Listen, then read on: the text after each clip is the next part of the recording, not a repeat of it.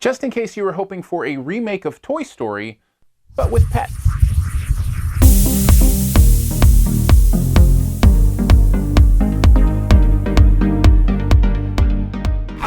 Okay, he's too stupid to talk and too ugly to eat. Ah! I'm done playing nice!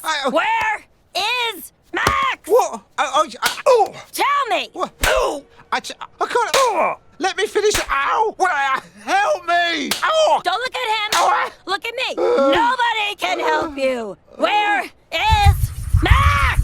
The Secret Life of Pets. It's about Max, a dog who has a happy life, voiced by Louis C.K., by the way, until Duke comes home with his owner and invades. The conflict results in all sorts of adventures with all sorts of furry and feathery friends.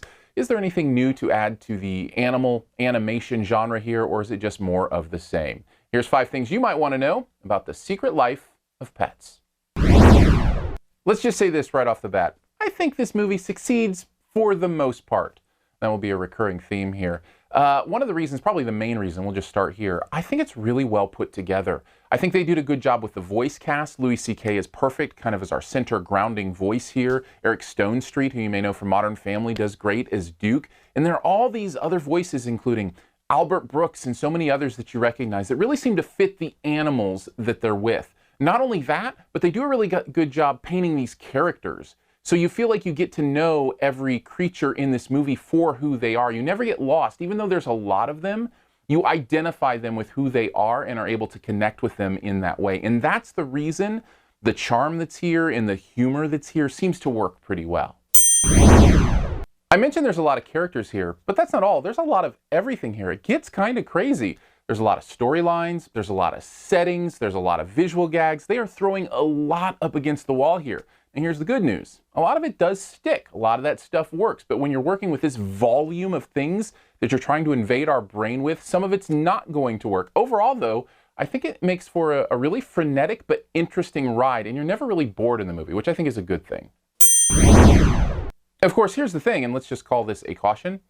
So much of what you're seeing, as much as it is a ripoff from something else. Now, ripoff has this negative connotation. I'm not sure I mean it that way. That's why I'm only giving it a caution. But there is Toy Story all over this movie. In fact, the first frame of the film is a white cloud on a blue sky, the same as the first frame of Toy Story. It almost makes me wonder if it was intentional. But again, the stranger comes in and upsets, the owner relationship thing. So there's an adventure that ensues. It's kind of like Toy Story 1 at the beginning and Toy Story 2 at the end, with all these other animated films kind of mixed in between. Everything you see here is probably an extreme. Most of what you see here, you've seen before somewhere else. The thing is, I'm not sure I mind too much. As long as the story's good, and as long as you're entertaining me, I'm not going to hold that too much against you. What I am going to hold against this movie is that it never quite lives up to its potential. There's a mediocrity to it, or just above mediocrity to it, that is kind of annoying to me. You'll smile throughout it, but I don't know that you'll laugh out loud a lot. It just never gets there. There'll be a few aw moments, like that's cute, but you'll never get to that real deep and meaningful stuff that we're used to in animated films these days. Now, that may not be what they were aiming for. Maybe they just wanted a cute and somewhat funny movie. But for me, unless there's that other stuff, it just falls a little bit short. All of that leads to what I think is the worst thing about the movie. It doesn't seem to mean anything. And because of that, it doesn't stay with you. So because there's no real deep meaning to it, or at least it's kind of confused in its meaning. I saw them going for a few things here and there, a couple themes, but they seem kind of confused about what kind of movie that they want to be. And because of that, it doesn't stick with you and becomes overall a disposable experience. I feel like The Secret Life of Pets overall is a charming enough, funny enough movie, but not enough to win Best in Show, although I do think it fetches at least a B-. Thanks for checking out this Your Movie Friend review. We'll get to the Best Ever Challenge here in a bit. First, I want to let you know, if you want to keep track of other stuff that goes on here, feel free to click the info button. There's other reviews there, how to support the channel, that kind of stuff. And search for me on social media, Aaron Dicer, Aarondicer. Friend me on Facebook, follow me on Twitter. I'm also on Periscope and Snapchat and have a lot of movie fun in those places. And if you do podcast, search for SiftPop, SiftPop. It's our pop culture podcast that we try to do weekly here with kind of whatever the big movie release is and then some other TV stuff, pop culture stuff. In fact, we talked Game of Thrones Season 6 on this last episode. If you want to check that out, just search for SiftPop. SiftPop.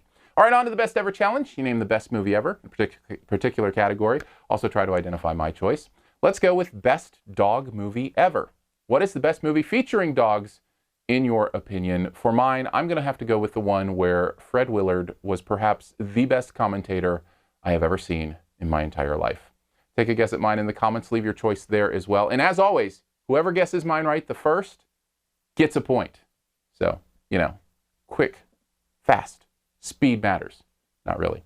As always, here's 5 extra seconds to hit subscribe. Just click the logo right down in this corner.